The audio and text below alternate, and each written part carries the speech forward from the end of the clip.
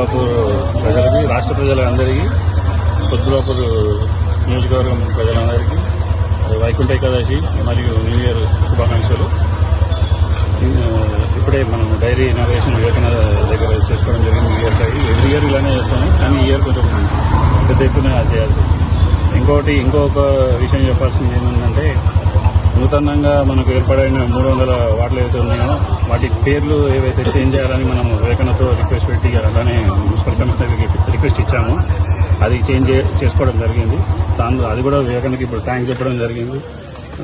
అలాగే ఇప్పుడు ఈ నూతనంగా ఏర్పడిన ఈ నేమ్ చేంజ్లో జీడిమెట్ల పేరు పోయి పేట బషీరాబాద్ వచ్చింది.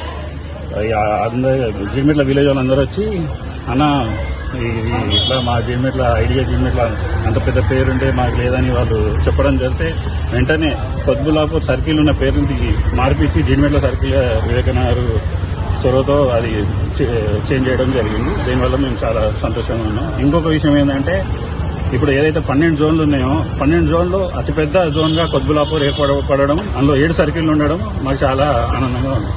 అందరికీ once again happy new year.